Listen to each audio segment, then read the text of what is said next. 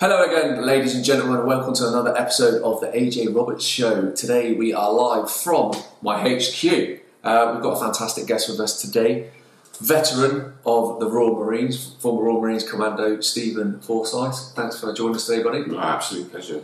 Good to be here. Steve, as I said, is a former Royal Marines Commando, served in multiple operations around the world, and also a former director of a security and logistics company that operated mainly in Afghanistan and the Middle East. I asked Steve to come on the show today because of his insights from a military perspective of what's going on in the world right now, what we're seeing within the veteran community, but also down the lines of like the financial situations, which Steve is very, very switched on with and are very adverse to during obviously his time, not just in the military, but working in places like the Middle East and other operational areas around the world. Steve, do you want to just give us a bit of a background about your military history first, buddy? Yeah, I mean, I joined the Royal Marines in '89. Mm-hmm.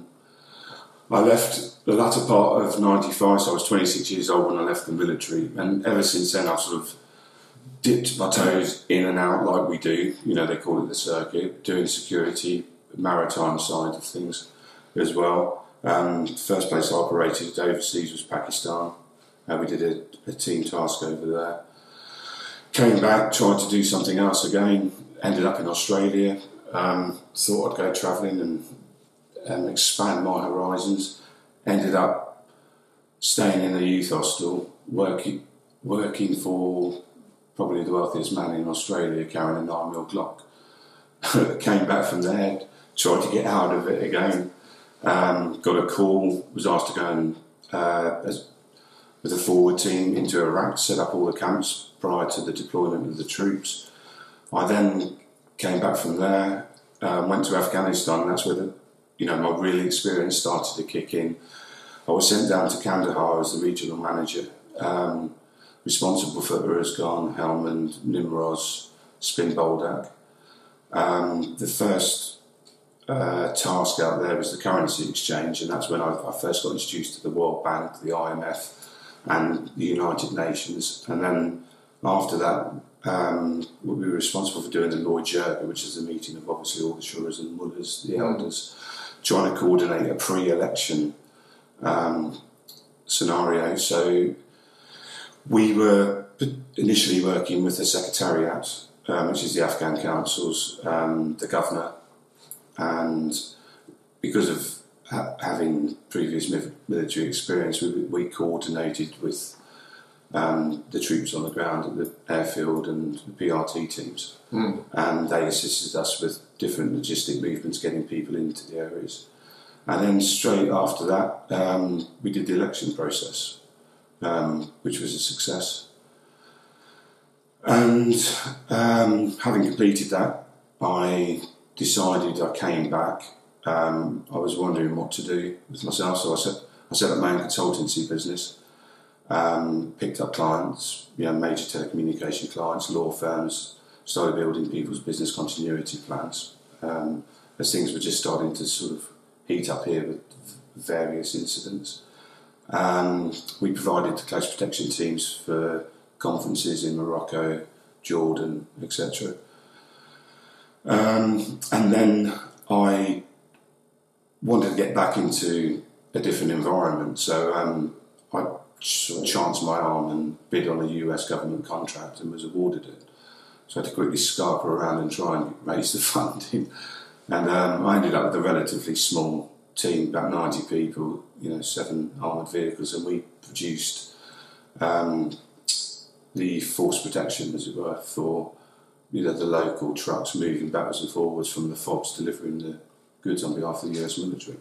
So we only initially went there with a 12-month contract, and then we got extended, and then eventually it came to an end when they decided to pull out and lost the arming licence, and that was the end of my sort of time in the security business. And I've come back here and I still keep my hand and dabble in it to a certain extent. I'm still an associate and an advisor, and this is how all of this sort of has come together for me, because I was putting an evacuation plan to move staff out of China and Hong Kong early January 2020. So that's where it all sort of ties in up to date. So what would the evacuation plan would have been for exactly?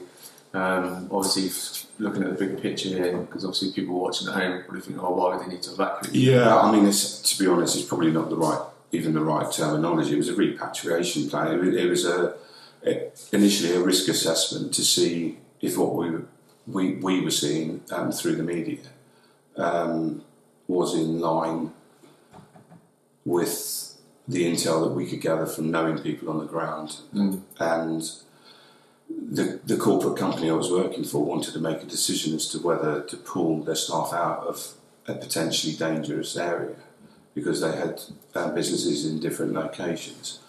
And that's when we discovered pretty early on that for something that was being portrayed over here in the media as being so, incredibly dangerous, it was actually contained in Wuhan. It didn't really spread. Why that was closed down, Shanghai, Beijing was still open for business. So it made me feel a bit uneasy. But, they have a carer duty, so they made the right decision, for them and just, pulled the staff out. But that then set me on another sort of road, actually realising pretty soon after that with re-looking at plans and seeing when it would be safe to put the staff back in because they wanted to get their businesses up and running quickly. We know, this is old news now, but I think sometimes it's important to go over historical stuff and remind yourself how we actually came to be where we are now. The declassification of COVID from a highly infectious disease to a non-highly infectious disease on the 19th of March, and then putting us into a lockdown on the 24th of March, 5 days later. That was really the big red flag, and I think it was for a lot of people. But so that's up to that date where we are. And then obviously the last 2 years, we've got military backgrounds. But, we've still felt the pain. My father died 3 weeks after having his jab. It's been a divisive time for the majority of people across the UK. I'm just so pleased, when I first started going to London last year, then there's 10,000, and then we've been there this year. You look at 1.5 million, 2 million people are suddenly seeing what's going on from a different perspective. And I think that's why having this discussion today and actually trying to break things down, I think it's very clear to see that we know there is a global agenda because it's been rolled out country by country by country. But so many people have come up to me, especially since we've taken the initiative to start actually donning our berets to show a presence and show that there is, I've said this before, a force that the public pay for and, go to and are confided and feel comfortable with because they know that by nature, we're there to protect them. Is something that they've not felt for some time because there's been no protection. It's been very much suppression, isn't it? Yeah, absolutely. And the constant question is, well, where's the military? Why aren't we being protected? Because people have educated themselves now. They're now seeing the effects. They're seeing the lies and the skullduggery and the constant. We're seeing it ahead of time, but this is a process we've all had to go through. Because this is the deconstruction of a system that have indoctrinated us, basically, and enslaved us. And I can see the methodology that's being used, because we discussed this, I think, when we first met, and we've met people who actually operate at a scientific level, who have told us categorically that this is the largest psychological military-grade warfare ever conducted on the general population, and I think that's on a global scale. Yeah, no, absolutely, and I think off the fallout of COP26, for example, you've only got to look at, as soon as that shut down, what the messaging has been like from these different countries. It's almost like that event was used to, refine their messaging, get it all on point, and as soon as that event finished, it was literally Austria straight out of the bag. Unvaccinated people locked down from X date. Germany, yeah, we're going to follow suit. Italy strengthening what they're doing. France, turning the dial up. Australia turning the dial up. Other countries, Cypruses, Greeces, and stuff like that have gone completely like full, creating two-tier societies pretty much, which is it's been horrible to see. And I think in UK, obviously, many people watching from UK will probably be thinking like, well, I don't see it on my doorstep. But yes, that's a good thing for now. But two, it's the punch in the face that you'll get when suddenly it hits home is going to feel so much harder if you haven't opened your eyes really to the extent of what's actually going on worldwide. So for all the military people, for example, who's ridiculed me over the last 12 months, saying that I'm talking shit, I'm doing this, I'm doing that. We all know, we've been there. You're kind of like almost tunnel visioned in the military, aren't you? You just get up in the morning. We've had this conversation so many times with so many other certain people that have reached out to us, that you get up, you go to PT or you do this or you do that. You've got your medical and your dentals all squared away. You've always got a roof over your head. So your need to think for yourself in the grand scheme of things is far less than what you do as a civilian.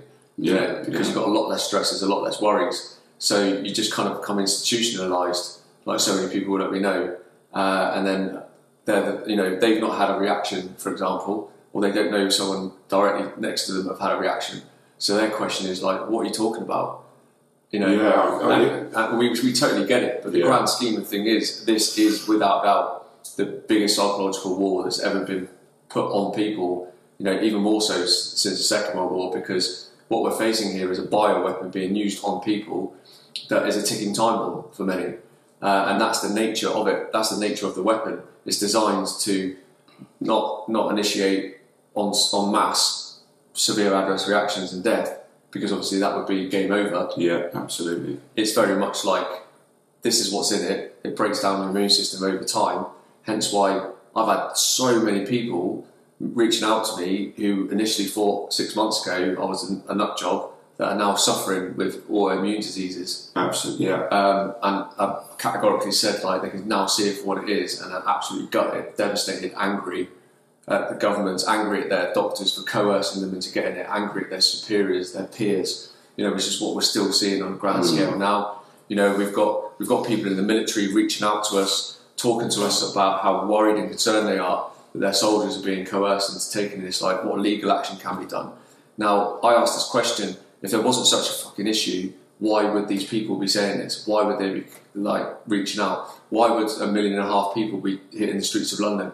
Why, on the same day, in every major city around the world, you've got mass protests from 100,000 upwards? Okay, they're the questions that I ask people to ask themselves. Like, if there wasn't a serious issue, why would these people be out in their droves? And it's not just. I mean, you look at the whole of the planet at the moment. I mean, there's people week in, week out. Italy, France, Germany, like you say, Australia. Massive respect to them, because they're having it tough, and we've both lived there as well. And I must say, actually, on that, for those people watching that are doing this week out, you have my absolute utmost respect. You are unbelievable human beings to be able to realise the threat to humanity here, not just within your own circles, your own direct family, but also your friends and family, because we know that's why you're out there. It's not just for you, it's for them. It always has been. Yeah.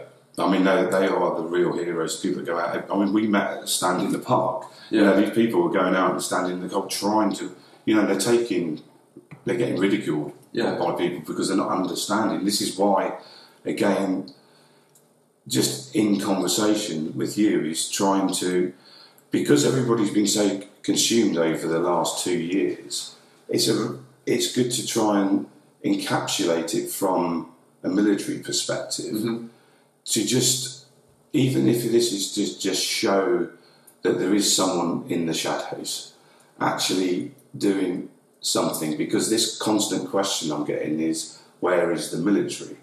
Now, the military here have been pretty much inactive, but I've said to you, I know a lot of people don't like talking about the American side of this, but it's pivotal, because America's budget is 10 times larger than the rest of the 9 countries behind them in the top 10 list put together. But budget aside, just on that, I mean, look at the amount of people in the UK. Exactly. If I said to the majority of people, have you heard of Dr. Fauci? The answer is always no. Yeah. Have you heard of gain of function research? The answer is no. Have you heard of the NIH? The answer is no. Yeah. All three of those are very much linked together, and the root of what we're seeing from a bioweapon point of view. Absolutely. Not the psychological warfare, but those three things, because it was produced in a Wuhan lab through gain of function research funded by the NIH for this Dr. Fauci. So if you're in the UK, please go and research Dr. Fauci, not on Google, use DuckDuckGo, and you'll see the extent of the funding that this man has been given over a number of years, which has caused millions of deaths, because even through the Ebola trials, that's when they were testing remdesivir, which has been used to kill thousands of people in American hospitals. Yeah. Going back to the States again. And 53% of the people that were given remdesivir during the Ebola trials died. And it was all during his funding, his research. Yeah. So this guy is like a modern day Hitler in essence. Mengele. And a lot of people in the UK have never even heard of this guy. And again, this just goes to show how pivotal, going back to what you said, the United States is in this whole thing. It's massive, and obviously because I had this burning desire and knowing that we were in a war, because it was so you could see country by country by country following the same suit. You could tell it was an agenda and quite a specific targeting of the population in the same way. And when you actually start to dig, and then you see the amount of money that the governments were being given from the WHO to implement these measures, you start to build a picture.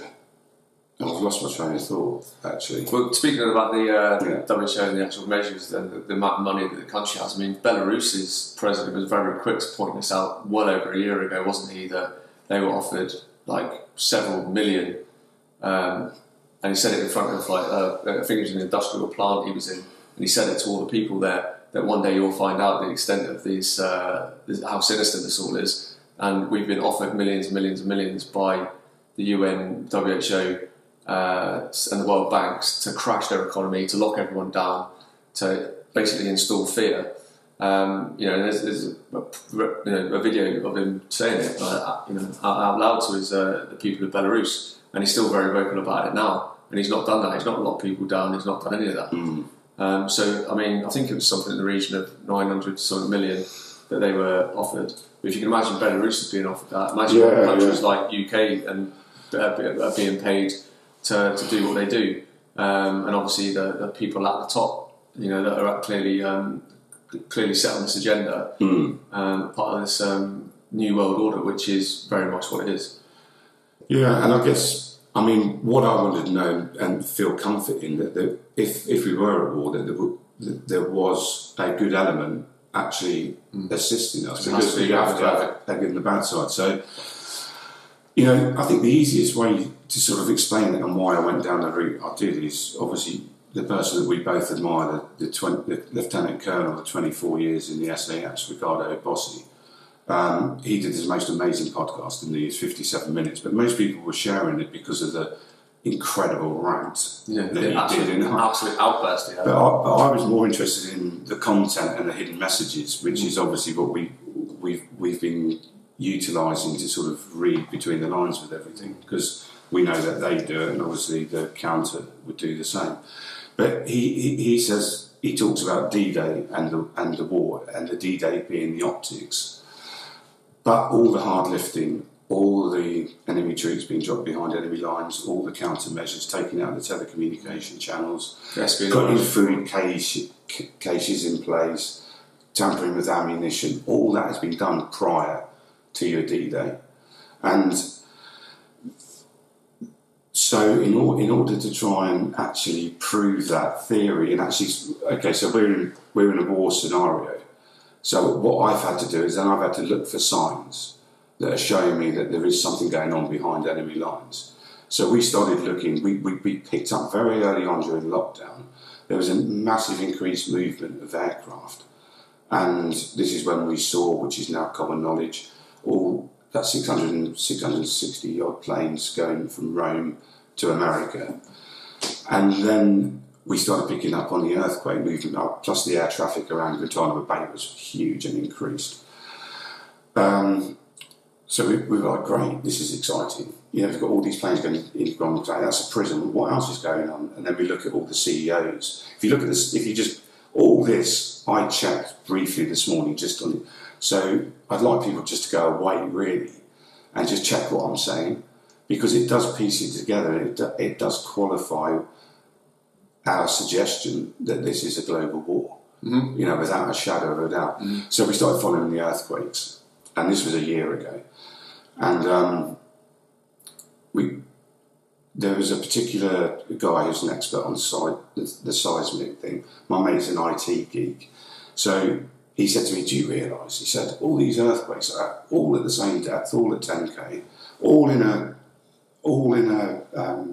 line. So it's obviously some sort of tunnelling system there. They're destroyed. And they're all on the map. I've seen the maps. They're all on what a normal everyday person would assume is the tectonic plates. Yeah, exactly. And the thing is, he said, an earthquake has a P and an S resonance. So you have two seismic. You know, you have the initial tremor and then the quake. Or I'm not a scientist, but he said. Then we started looking, well, how would they be doing that? And then we looked into the weapon systems they were using, the rods of God, which is a tungsten steel shaft that's deployed from the satellites. And I was like, we saw loads of satellites go up during lockdown. The signature of those with that weapon system is a sonic boom. So bring that into like what's happened in the last week here with the earthquake in Yorkshire, the one in Wales, the one in Scotland. It's actually in the mainstream media now. They've said, is it an earth? It felt like an earthquake, but it was a sonic boom. So that's another telltale sign that a year ago when we were saying that, people were saying we were crazy. They're now talking about it in the mainstream. But so just for the benefit of the viewers in that, obviously you're talking about using this weaponry system to collapse tunnel systems. Yes, yeah. So these tunnel systems obviously have been, you know, I found out about this like quite a long time ago. Obviously I've done a lot of research on it as well. There's obviously I've spoken to people that have obviously unfortunately been in the tunnels as victims of satanic abuse that know where they are, especially obviously the UK based ones. But obviously what we're seeing, and I've seen from a military perspective, is you've got a huge amount of tunnel systems that go from the Vatican to Israel. That's right, like 1,500 miles long. Yeah. And they've actually got transportation systems. They have, yeah. And the ability to move things around. And again, if you're watching this the first time, you probably think I'm a nut job. I can assure you I'm not. Okay, I've got an affidavit. But this has been well researched, and there's millions of people around the world who are actually aware of all this. Because when I actually started speaking to a few people, even like my family and like my cousin, for example, in Australia, he was like, "Yeah, mate, I've known about that for years." Yeah. And I was just like, "Christ, I didn't know how well known it was." So going back to what you were saying then, the military alliance, what we're seeing is happening around the world, and what BOCES touched on in quite a little bit of detail without giving it away too much in its interviews, is that, you know, this military alliance is actively collapsing these tunnels because they're being used for child trafficking. Yeah, it's taking down infrastructure. You know, we're using what we said about D-Day as the analogy. There's certain operations that have been ongoing that show significant signs that there's military activity. Now, just to qualify that, there was a Pentagon task force put together in 2019 with the sole purpose of stopping global child trafficking. And like, I had no idea when I started dipping my toes into the whole children, the magnitude of it was mind-blowing. I had no idea 8 million children a year are taken, trafficked, organ harvested, whatever, but they're taken every single year. go on the global missing child's list, easy to verify. 112,000 children from the UK. Now, That's massive. It's huge. It's like a primary school, virtually a primary school. A whole primary school day. And if you think of the small island we're on, and as parents, and then I don't personally know a single kid who's gone missing, right? So people will be asking themselves, where did they all come from then, 112,000? Well, I mean, we've got a very broken social service system. And we've also got a very controlled media system, which are the biggest perpetrators of this crime against humanity we're currently going through. We've heard of one child in the last 15 years that's constantly been mentioned who's gone missing. You know, there's got to be something more significant to that, but that's probably a whole other story to talk about for now. But then, you know, okay, let's talk about the infrastructures that have been taken out. Significant. The Bears vaccine factory in Germany. Explosion. Again, it's not really publicised, is it? No. Well, I mean, you can Google this now and find everything I'm going to say. But because we've been so consumed for the last 2 years, it's hard to thread all this together. And we're being consumed on the things that affect us at a direct level. So at the minute, obviously they brought out this new transformer variant, Omicron. The moronic. Yeah. The moronic variant. Yeah. But obviously at the same time they then ramped up or dialed up having to use masks in shops and transport again. So obviously everybody's attention is very much on this, regardless of what side of the fence you're on. However, there's a very, very big court case started at the same time, which they don't want you to look at. To do with child trafficking. And it's all to do with child sexual assault, sexual abuse, child trafficking. And it has, again, it's easily accessible. It has a very, very large number of celebrities, politicians, people with knighthoods that are actually, and big corporations that are actually on this list. People you never would have thought of. Again, this is easily accessible to actually see the number of people on this list that over quite a number of years have been exploiting child trafficking, moving children around. There's an air stewardess that I'm going to be speaking to soon who worked in VIP transportation and said that on a daily basis you'd see celebrities and politicians flying off places with children that weren't theirs. And that's the extent of it, isn't it? It is. Again, it's all optics. And it's not very palatable, is it? It's something that people don't really want to go there or talk about. But it is, I would say, the biggest problem with this is the pandemic, is the children. Obviously, what's happening with their bioweapon that they're using is, you know, we can't even. We can't imagine what's going to happen. No. You know, so that in itself is a huge, chaotic, measure that they've put in place. But we know that these vaccines are very much the driver towards the vaccine passports, the digital ID, the social credit system. Because, you know, whether you, again, go back to the people that said, well, nothing's wrong with me, I feel fine, you know, we genuinely hope that these people have had a placebo, hence why they're not getting any adverse reactions, right? But to obviously get all that huge number of people vaccinated is the data they need to see how they implement then the vaccine passports. Because if there was no uptake, you couldn't bring in a passport, right?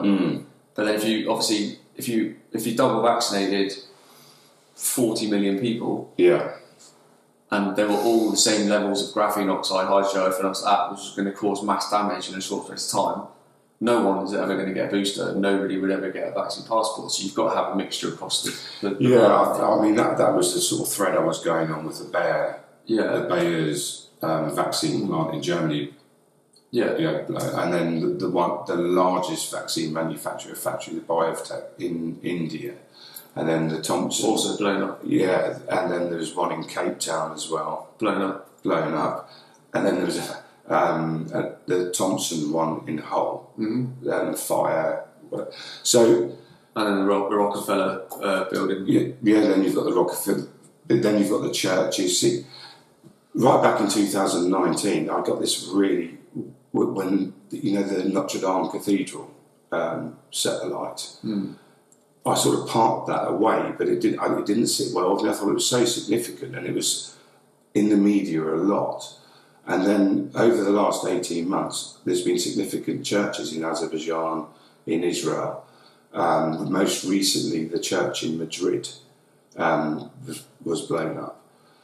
So these are strategic targets, and you can see it because if you were your intention from, let's call them the good guys and the bad guys, if your intention was to roll out a genocidal vaccination program and make billions out of vaccines, which is pretty much the thread of where everyone goes with this, you wouldn't be blowing up your own manufacturing plants that produce the vaccines. So it's putting all this together, which you can literally take 10 minutes, go on Google and just go, Bears Vaccine Factory, India, largest vaccine factory in the world, Cape Town vaccine factory, and you go, shit, someone's actually doing something. We are in this is a psychological, high-tech cyber war, but there is activity going on that you can, and I think this is why it was so important to watch that Ricardo Bossi podcast, because it doesn't do any harm to go over historical events. Because we are literally only talking 2 years ago, but if you started asking, do you remember the vaccine factory that got blown up? When someone comes to me and says, what are the military doing? And they go, I didn't hear about that. And this is in being in the mainstream media for the last 18 months. But then you've got to think to yourself, how many people got so sick of the people that are awake, that actually understand what's going on? How many of them turn their televisions off and actually aren't keeping up to date with current events and everything else? It's only stuff that's shared on particular groups of interest, particularly like military groups or whatever, that like seeing explosions and things set in a line. So there's all that in play. That's why I think it's good to go over this old territory and try and pull it all together, because it's not to put people in a place of hope, but it's also to put the people that are still continuing to perpetrate these crimes on notice. Yeah. The paramedics, who we know are coming around because they're walking with us in London. The police, we know because we're in touch with some former police officers. The military, we know.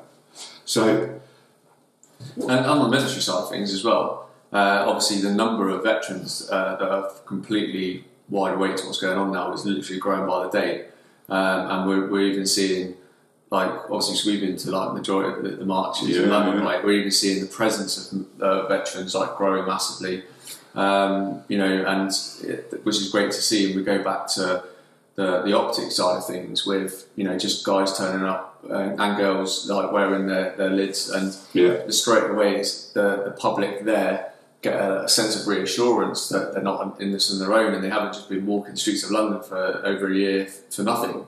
There's obviously I get veterans coming to me every single day asking what they can do to help. Can they do stuff within their local communities? Like, they want to do something because we've got that nature in us, right? We want to protect and we want to serve and we want to do the best by our people or humanity in general, because we've seen what evil looks like, right? We've seen it in the face. Majority of people haven't, and when you see stuff, you can't unsee it. But when you've seen the fallout of like genocide in countries, like the Balkans and places like that, when you've seen like severe poverty, when you've seen manipulation and psychological warfare used on poorest of people, when you've seen people killed, maimed, blown up, exactly. You can't unsee that stuff. No. When you see the media stood somewhere, reporting live, saying they're in a particular place and they're actually not. They're in another place. You also understand the manipulation of the media as well. I'm not going to mention any specifics on that, but it's threading the whole picture together. I mean, just a question sort of between us and anyone that's watching. Do you think there's going to be a bit of embarrassment within the military community when they sort of realise they have their awakening moment? Because I think it's something that is worth discussing, because I don't think there's any shame in not having seen what is going on. I don't think it'll be an embarrassment for the lower level the lower ranks, to be honest. No. I think it will be an embarrassment, and I do genuinely hope that there's a lot of guilt in there as well from senior commanders who, up till now, they've been pressurised, right, in getting their troops vaccinated. But you only have to have a look again at the DMs and the emails that I get from serving personnel who are literally just so fed up to the eyeballs with the coercion levels and the threats of not being able to deploy, the threats of being demoted, and all this kind of stuff over a vaccine, right? But then you've got like the people who have been vaccinated. Well, what's the big point? Why do they get it? It's just a vaccine. Well, it's not. Okay, It's not like we've all had our jabs in the military. I even had anthrax, okay, which is horrendous. And it was a good job there was no camera phones around in them days to tell you, because that would have been in the papers. Yeah. But so even for myself and all the other guys, the girls in the military that have come forward have all had all the previous inoculations and stuff. But we know. I'll use an example. I know 3 people in the military that have had heart attacks. Within 48 hours of having their jab. Before that, I've known like 1 person to have a heart attack under 40. Now I personally know 11 males under 40 who have had heart attacks within days of having their vaccination. There isn't a coincidence there. No, absolutely not. I mean, obviously, you played at a very high level of football. I mean, look at the celebrities, the footballers. When are they actually going to be brave enough to stand up and put their head above the parapet? Well, I know there are players now doing it, because I've seen it. There's a lot of Bournemouth players that have been speaking out about it as well. And like we were talking about the other day, it is a massive, serious issue. There's been 108 FIFA-registered coaches and players that have actually died of heart failure in 6 months. Wow! Which is like hundreds of percents higher than in any years previous. So there's no coincidences there. Like the data is there in the data, And what people don't realise is there's going to be a lot of professional football players now and athletes across all sports. They're actually looking at people looking at their peers collapsing on fields after having felt like they need to have the jab themselves. They're probably shitting themselves. Yeah. Because they're going to feel like, Christ, I know that this person's been vaccinated, so have I, and it would play on their minds. Yeah, I mean, I think again, this is why it's important at this time for people to, when you understand that you're in a war, you're more likely to make the right decisions, but also you have the knowing that it's going to end, because at the moment, because it's so psychologically driven, and it's constant, isn't it? And we know, and we've known right from the beginning, that because this was sped up and only allowed to be released under emergency powers and is in trial till 2023, this doesn't. The bad guys don't stop this. This goes right the way through to Agenda 20 for the World Economic Forum. We all know that side of it, but we need, knowing that there has been military activity, I think is pivotal to actually put out there now for discussion, and it will help people make the right decision, because wars end, right? So someone has to either concede, put down their weapons and say, put their hands up in the air. That's what happens generally. But if you don't make the right decision before that time and you stay on this side, you will be put in that box, won't you? You will be held accountable for all your actions. This is another devious side to this, how they changed the Green Book for the NHS staff and made individual people responsible in their own capacity. And that was done under the radar. So most people, we go back to every institution, you can probably say 10% somewhere are bad, but all the others are good people trapped in the bad system. And that's probably the same in the military, it's probably the same in the NHS, probably the same in the police force. But the reason people keep talking about the Nuremberg trial and everything else is because when the time actually comes, you're not going to be able to say, I was simply following orders. No. And this has to stop. And going on the thread back to the footballers, if this went the bad way, there would be no football. There would be no fans. You know, but if you don't step up now, you're not going to have any fans either. Exactly, yeah. Because you will have been complicit in this whole agenda.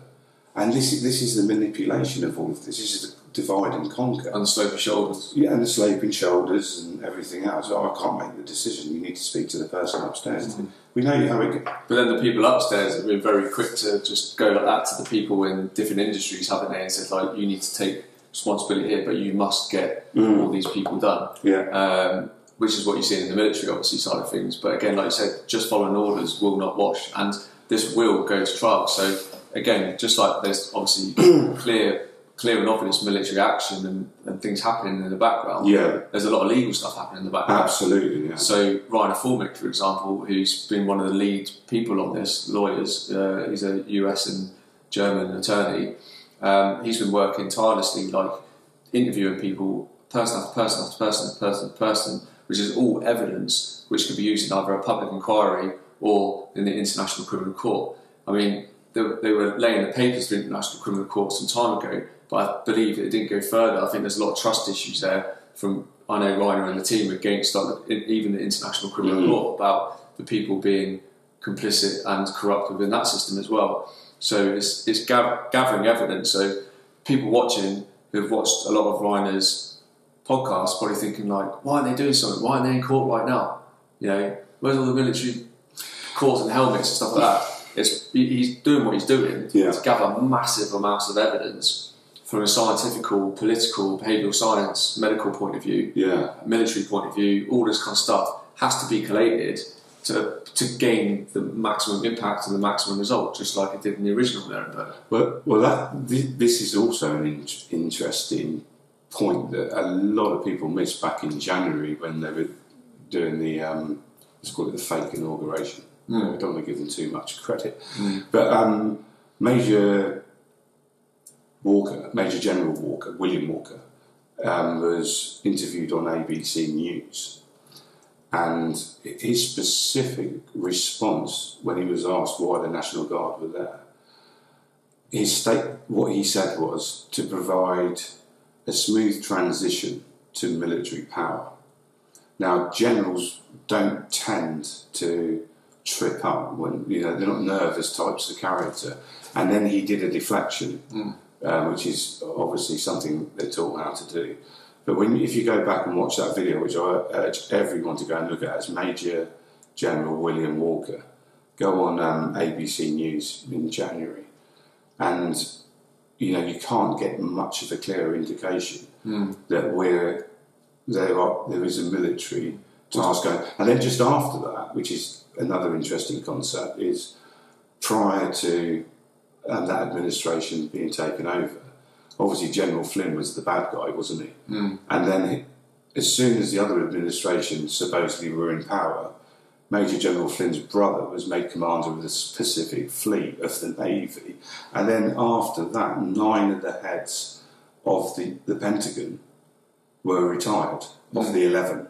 So they left 2 there. So does that clear and obvious that Biden and his administration have no clear powers over the military whatsoever? None at all. And he doesn't even travel on Air Force One? No, none at all. Yeah. Again, this is like, this is all optics and things that the British population, for example, especially, our media have very much enclosed everything to what's just happening here. They won't show you all the rallies and the pure tyranny that's happening in Australia. You know, likewise, they don't go into too much detail about what's happening in the United States. But Biden has clearly no power over the military whatsoever. No, which is it's a big consideration because it shows you that whoever's controlling the military are hitting specific targets as a counter to what's going on, which means we are in a war, but it's not. We've got someone protecting us. Whereas I think for the last 2 years, people have just thought, New World Order's taken over, we're going into chips, you know, dystopian, tyrannical, by 2030, you know nothing, but you'll be happy as he strokes his furry white cat. And, you know, everyone's enslaved and potentially 500 million people left on the planet. I mean, that's how sinister it is. And that's why I think it's important to have the discussion about, are we at war? And if we are at war, who's actually backing us? And that's why you have to discuss the stuff overseas. Yeah. You know, it's... Well, this is another reason why the podcast, you know, my show is not just focused on what's happening in this country. This is why I've been getting nurses, doctors, teachers, frontline people from Australia, for example, succumb to these like ridiculous mandates that they've rolled out over there that are absolute crimes against humanity. They go against all human rights, all Nuremberg Code. You know, it's literally like they've had human rights legislation in one hand, Nuremberg Code in the other, just thrown them on the floor and trampled on them whilst laughing. That's pretty much like what they've done in that, you know, in that kind of analogy. But what we're seeing, you know, in the States, the UK, and Australia is so important to understand the correlation between those three places in particular. Yeah. I mean, it is getting to the stage now where it definitely seems to be speeding up, and people are responding to things so much quicker. What do you think that on that, just from a UK point of view? You know, I've got my views on this because of what I experienced, the messages I receive, emails, etc., etc. What do you think it is right now that's, you know, waking so many people up in the UK at this particular time? I think the massive, when we look at that 40% are on the fence split to 30 that are really awake, I think the tide's turning within that 40% because, let's be honest, a lot of work on the 90-10 are good people and 10 aren't. The majority of them would have genuinely, for the right reasons, wanted to go and get the jab. You know, they would have. Some of them would have said, I'm doing it, I want to keep my family safe, I want to keep my kids safe and everything. So I think now this booster is coming. I mean, we've been telling people this for ages, but because when they bought out the cards, there's 8 spaces for different jabs. I mean, but they feel cheated, they feel lied to. They can see now there's something wrong. Because it started at 1. Yeah, and we know what they're going to do and what their intentions are. It's because in a week's time the double vaccinated become unvaccinated, and I started off really angry at the beginning of last year. Couldn't understand what people were doing. Even in the first lockdown, I was going to London meeting people that were flying in from Spain. I was like, everyone else is sat at home, and everything's actually still running. Everything's normal. It really did my head in. Like, I've talked to so many people and they've got the same experiences. But yeah, what they're going to do is they're going to use it to manipulate the statistics like they did last year with the flu. There's probably already been an increase in deaths over the last 2 months. Well, Dr. Asim said that the other day. He said there's already a 10,000 increase in deaths compared to the last 5 years. So after next week, every single death recorded, unless they've had the booster, they're unvaccinated. So it's just another trickery, fudging of statistics. And let's be honest, this whole thing is a pandemic of the testing. You know, because if there was no overall increase in mortality last year, where were the statistics coming from? They were just coming from the tests, which Dominic Raab said it, Boris said it, 9 out of 10 false positives. And people were willingly doing it. People still don't know. They're willingly, the minute they got a sniffle, they're shoving these tests up their noses. But since whenever have you had to test yourself to see if you're sick in the first place? No, it's been done by a physician clinically to be diagnosed with something. The fact that we said it time and time. If you're asymptomatic, if you're not feeling sick, why would you want to test yourself? Well, because the government said so. Because you're sick until proven healthy, and that is basically what we've been drummed into. And we see it time and time again. The inventor of the PCR test said categorically not to be used as a diagnostic tool. And it's been completely manipulated. The CDC said a few months ago now that it does not differentiate between flus, colds, COVID, all the rest of it. Right. So if that's the case, how you even testing variants from somebody's initial test. We get 97% or whatever it is false positives. And I asked the question several times now. They've come out and actively said this and admitted it, but yet the lockdowns, especially the ones in January, when they were instigated, from then till I think it was April, there was 300,000 UK businesses folded and they'll never reopen their doors again.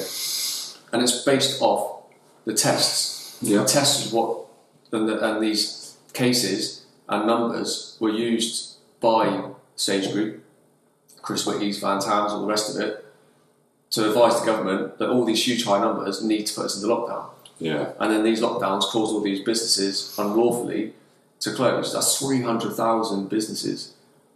Like, I think 60% of restaurants in New York never reopened after the first lockdown. exactly. Yeah, And people think that is okay. And then out of all of those people, how many people are now completely bankrupt? Yeah. Mental health issues, suicides, families torn apart, all this kind of stuff. You know, you don't hear about all that. No. But like that is like what happens just in the UK. So can you imagine what's happening in other countries around the world? And then people talk about, oh, you know, yeah, but I don't want to get this virus. I don't want to get this. I need to go and do this. You know, the sheer devastation. But at the same time, they're like, I don't want to get the virus, but I can't book a doctor's appointment because the waiting list has just gone through the roof. You know, people with like severe acute illnesses can't even be seen. And then those who aren't vaccinated now find themselves being turned away from hospitals in the UK, which is, again, massively illegal against so many human rights, Nuremberg codes, the fact that the British people pay taxes and national insurance and have done for years. You know, things that go on in this NHS in this country are fucking sinister as hell. Mate, it's horrific, isn't it? And just as you're talking, I'm thinking about that 40%. Let's be honest, most of them will be jabbed. But I think that they'll be more open now because they know they've been conned.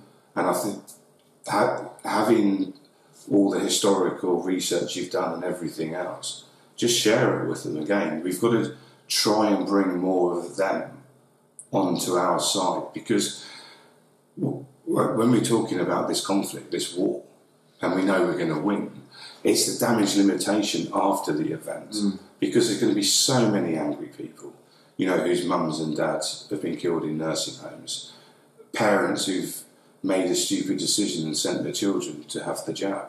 They themselves feeling absolutely gutted that they weren't awake and couldn't see what was happening.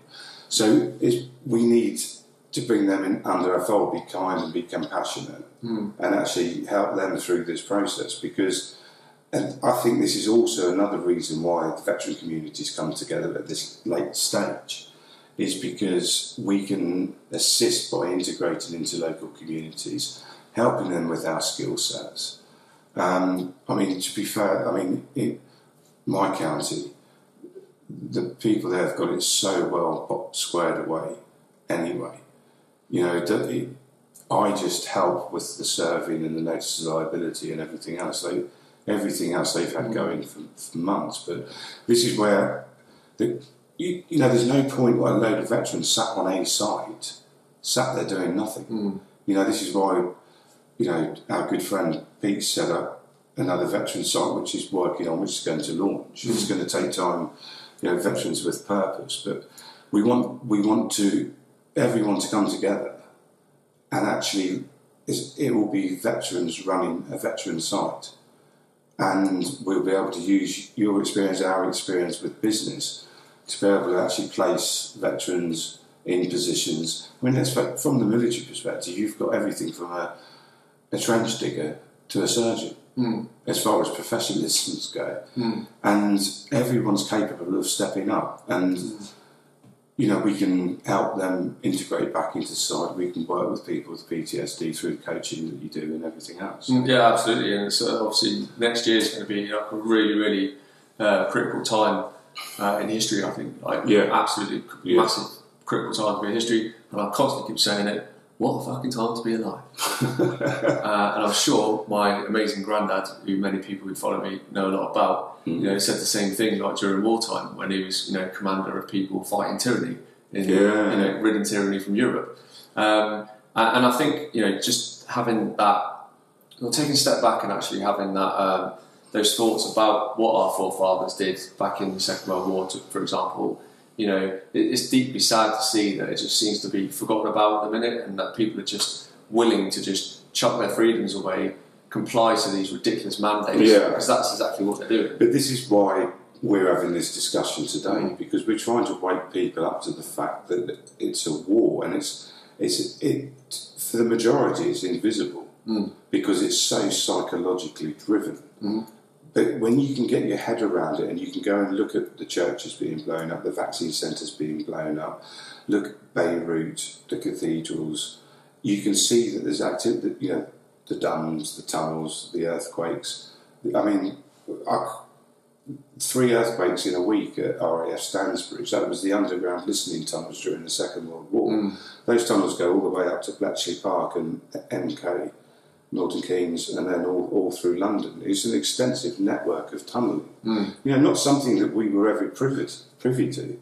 But the evidence is there, and it doesn't take a lot of research. I mean, just from memory recall, it took me 5 minutes just to get them up. So I know they're up there. So just go and have a look and be confident that there is a good element actually in the shadows. Not so much now, because the information is coming closer and closer together, which gives me a lot of confidence, and also the fact that people are waking up quicker and quicker as well. Yeah, absolutely. And on that, I've got Ricardo Bossi actually coming on the show, which I'm quite excited about. He's a legend. Yeah, from a military perspective as well, to talk to him a lot about that. And obviously what's happening in Australia, that he's been, actively fighting against from day one. 24 years in the Australian military, SAS. He's coming on the show, which will be Friday, the 3rd of December.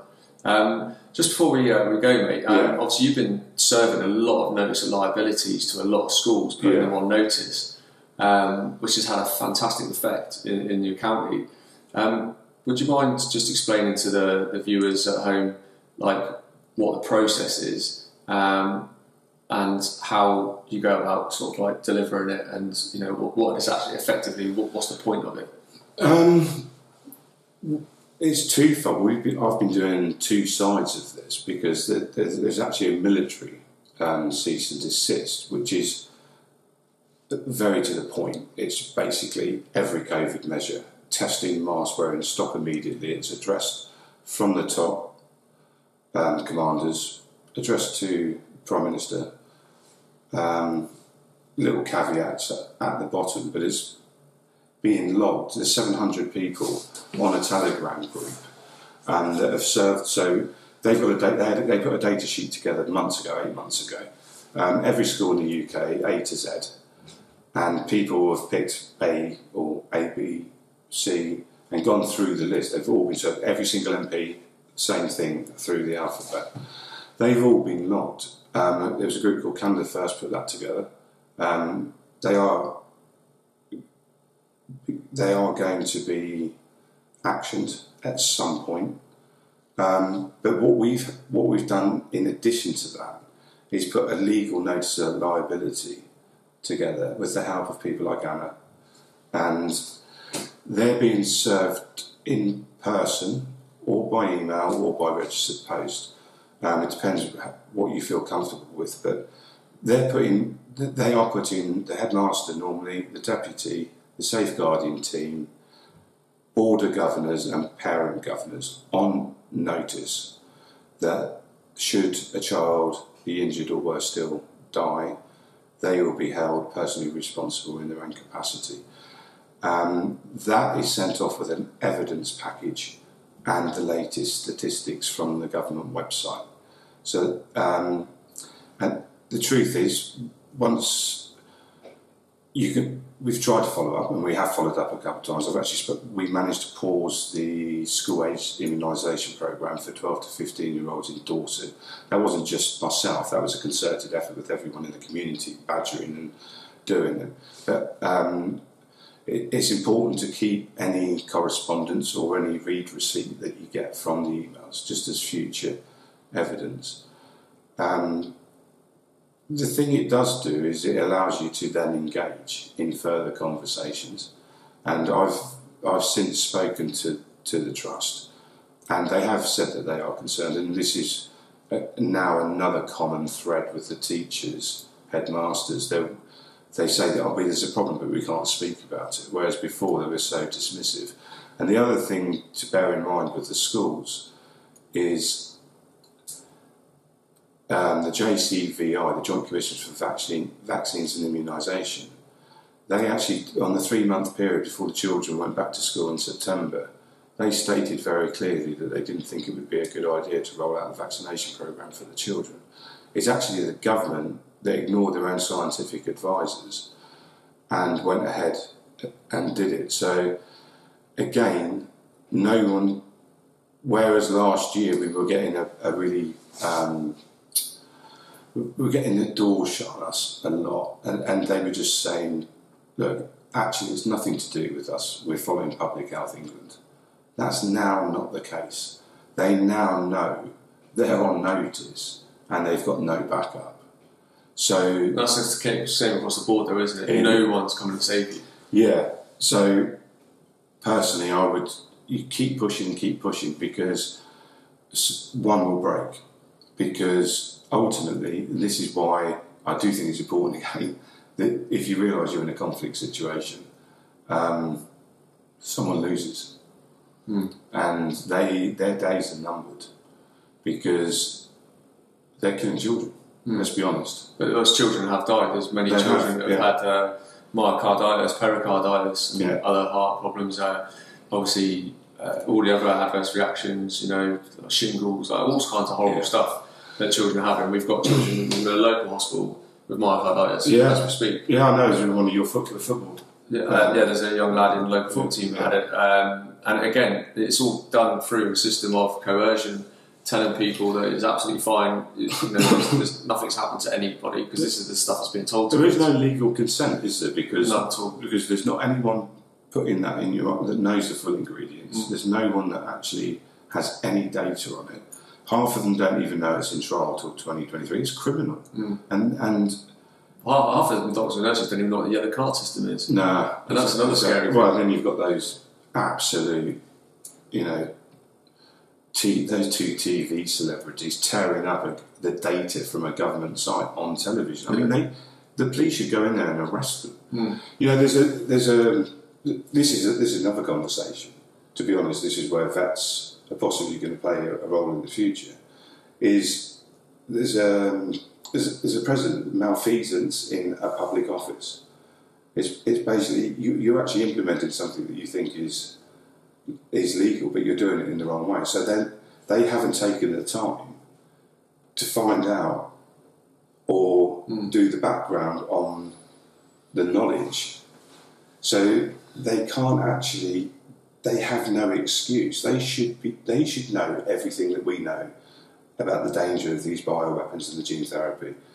And so early on, they changed the name, didn't they, to a jab or a shot? Yeah, because they knew people were going to switch on to the fact that it's not a bloody vaccine. The whole thing. Most people who are awake know this, but the message is to the paramedics, to the police, and the other services, is you have no choice now.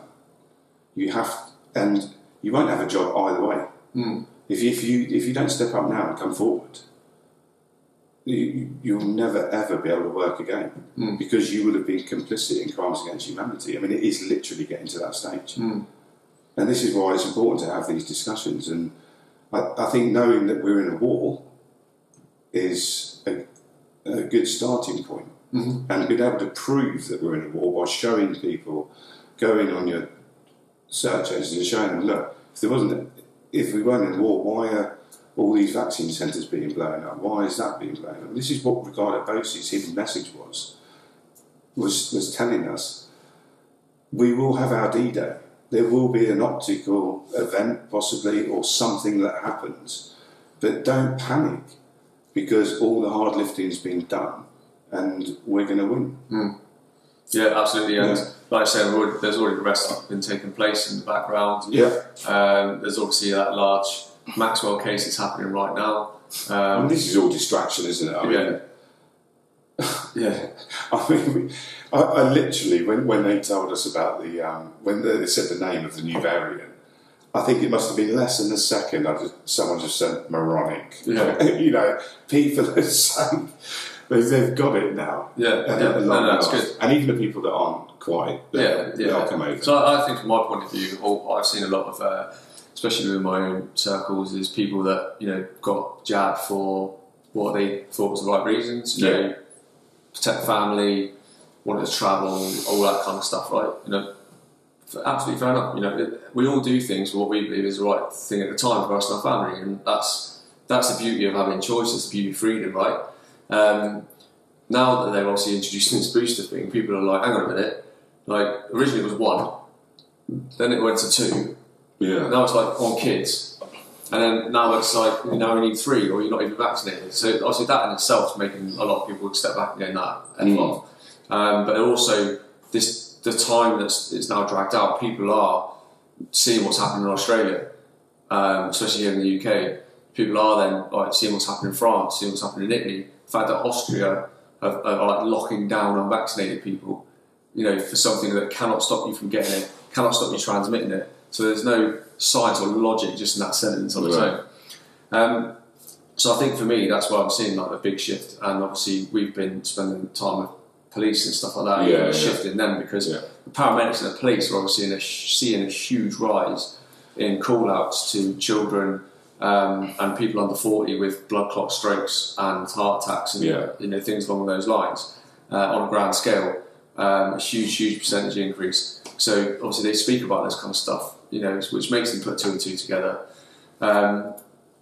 But for the viewers at home, in regards to putting people on notice, the notice of liability you can serve to schools, you can serve to workplaces, you can serve to doctor surgeries, because they are actively refusing people entry, without masks. People if they've not had vaccinations, all this kind of stuff. Again, just goes to show how sinister it is. But you can find these documents, ladies and gents, on my website. So it's mrajroberts.com/community. That'll take you straight to my forum I've had set up for this purpose. There's a load of different legal documents in there. The notice of liabilities there. You can fill it in. Obviously, it's a delete insert type of document. There's stuff on there also to do with like mask mandates. There's stuff to do with like the no jab, no job letters that you can obviously send off as well. So plenty of templates, and also a place for you to register your business as well. Because like many other people, I've decided I want to only buy my Christmas gifts this year from small businesses, not feed the pockets of Amazon, especially Tesco and such like. And I encourage you guys to do the same. I think again we talked about briefly here. This whole thing is going to be very much about unity. It's going to be about being stronger together, which I talk about often because we are. We've both been in military units and we know the power of being stronger together, right? And what it does for you. Always playing to people's strengths and helping those improve their weaknesses. That's what's massively important. Just come on the show today, mate. No, been amazing. Enjoyed it? Yeah, I have. Yeah. I'll be honest with you. Yeah, Davey. I've had a lot of firsts this last 2 years. I've never spoken on the couch. It's never really been my thing, but I feel this is so important. Are you going to start your own show now? No. just going back to notice of liability. My younger children weren't in the age group to start with, and my older children, were informed and they can make their own decisions. But the compelling thing that drove me is for all children, and I knew that there'd be, when they eventually got to the children, there would be adults that weren't awake, who weren't going to protect their children. So that was my driving force, and I think if anyone even if you don't have children, you can still get involved with the serving of these notices, because ultimately it's all our responsibility as adults to protect the kids, you know, across the board. So I just think, you know, let's do it. Yeah, 100%. Absolutely. And it's not all, you know, we didn't do this just to fill people up with hopium and everything else. This isn't going to stop. We were out last week doing schools. I mean, we go on the ground, we go to the parks. I mean, a lot of people don't even realise that you're not just sat in front of a camera. I mean, you're out every day, every weekend, you know, from your football coaching, then you go to a stand in the park. And I think what you've done is incredible, and I know your grandfather would be really proud of you. No, cheers, mate. And I say it all the time, and I literally feel like I'm living in his footsteps. And he's a legend of a man. But again, he's one of millions of people who fought, and obviously many died for our very freedoms, that people are just happy to just wash away at the minute, and that it's going to affect all our kids. Yeah. You know, and we're not just doing it for our kids, we're doing it for all kids, right? And this is the message I have: people who question what I'm doing or think I'm a nut job, or even people for yourself, they don't realise that what we're doing is for them and their children as well. Absolutely. You know, their obligation now is just to actually do a bit more research, ask the right questions, and they will soon see how sinister this really is, and what the agenda actually is. And when you see it, again, you can't unsee it. I think it's important as well. I mean, because virtually everyone we speak to has gone through the same divisive thing with their families, and I think the message is, I think we had this discussion the other day. If I'd rather fall out temporarily with a member of my family, but make sure they're safe, right? Because relationships are fixed. Exactly, and they'll come back to you. So, you know, like you said, they're all the heroes. To be honest, all the people that have taken to the streets, you know, it's grown from thousands to millions. And I think everyone you speak to will say they felt alone at the beginning of this, and they thought they were going crazy, and half the family thought they were going crazy. So that's why the community thing is so powerful, and I think, you're spot on, stronger together. Together everyone achieves more, you know, all the Chad mnemonics. But this really is a changing time. Yeah, absolutely, mate. And you know, I can't reiterate that enough. I think just keep reaching out, widen your circle. You know, if you have felt alone, go to your local stand in the parks, join communities online, get on Zoom calls. I'm going to be doing a lot of Zoom calls now, similar to what I did last week for a different grade. So I was quite overwhelmed actually. There's a few hundred people on there. When I actually thought it was just so that's spurred me on with a good friend of mine to do sort of like a couple of those Zoom calls each week that people can then go on. It'll be a slightly different topic each time, but again, it's getting people to understand, you know, kind of what's going on in particular areas, you know, outside the podcast as well.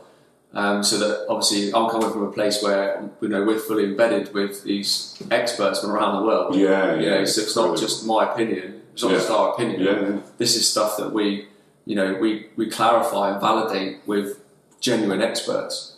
So it's not just me going like, I think everyone's going to get a microchip in the forehead and like, start walking around, and like all these beams are going to start coming out people's heads and that. You know, it's not like that at all. Everything that I do, we do, is all validated externally through experts in their field, who are being suppressed and silenced, and which is another, you know, bit of a red flag, which should be for many people. Yeah, I mean, that's another discussion we had about the war, wasn't it? I mean, what's the correlation with the Third Reich, the Fourth Reich going into schools and burning books that was against their narrative is exactly what they've done with the internet. You know, there's so many signs and signals, and because it's been 2 years, you can't, you know, always recall them straight from your memory. But on that initiative as well, I mean, Madeline and her business partner, my wife, you know, they're going into town centres, speaking to businesses, you know, not going down the other route, but saying, are you going to allow this medical apartheid to take place? Are you going to discriminate between jabbed and they're 90% of them are saying no, and this is something that if we continue to do on a local level and empower people, we'll keep businesses open. And it's unenforceable because it's not legal. You know, speaking to the legal experts, none of this is all... I mean, that gentleman the other day just won a court case, got thrown out in the end, didn't it? Because he kept his gym open during the lockdowns. Yeah. And they were chucking fines at him, enforcement orders, and he just stood his ground. Absolutely, what a legend. And they've not enforced one fine. No. During they've all been thrown out. Yeah. And that's the same in every country. Yeah, I know, yeah. It's not just here, it's like the same in Canada, the same in Australia. You know. And you know, that police officer in Australia has obviously come out and been speaking at the rally saying that they literally brought these out to scare people into the mandates and the lockdowns and stuff. Yeah. And, you know, they're ridiculous. So the lady I had on my podcast recently, Jane, the teacher, her husband owns a business, he's unjabbed, and he has to keep the back door open. Because if the authorities come in, he's got to like make himself scarce. Because if they find out he's running a business unvaccinated, he gets a $109,000 fine. That's an interesting number. 19. But what, again, like who has that money just floating around? Yeah. I mean, you might as well say $1 million because you're not going to get it. Exactly. Anyway. But yeah, thanks for calling. We've had a really great insightful conversation. Yeah. I think it's good from a military perspective to talk about where things are like within the veteran community, what you've seen, how our skill sets allow us to basically see a lot of things what they are. You know, we've got a lot of worldwide experience. Yeah. And kind of in a way kind of desensitized to a lot of like the trauma and the chaos. Really, it's quite an accustomed skill, isn't it, in the military, to be able to step back and assess the situation in what you would deem a high pressured environment. And when you can actually tap into that over this whole saga, you know, things can become very, very apparent of what's happening because you can really see the big picture, right? Absolutely, yeah. Cool. Ladies and gents, thank you very much for tuning in today. We've got another, obviously, big week this week. I've got a couple of more doctors coming on the show from Australia and the UK. We've got, obviously, Ricardo Bosi, as I mentioned. And we've also got Mr. David Icke coming on the show. Many of you will have known him over the last 30 years. He's been obviously chucking out all of this information and predictions of what would be happening in the future, and now we're seeing it all unfold. So it'd be really quite remarkable having him on the show to share all of that, like everything from, you know, how he's been ridiculed to now we're fully seeing the extent of what he talked about literally unfolding before our eyes. So I also like to take this opportunity to thank you all for your amazing support. As I mentioned recently, the support from you guys and the sharing of the podcast, the tagging friends and family, all that kind of stuff really helps drive it and get it to the people that really need this information.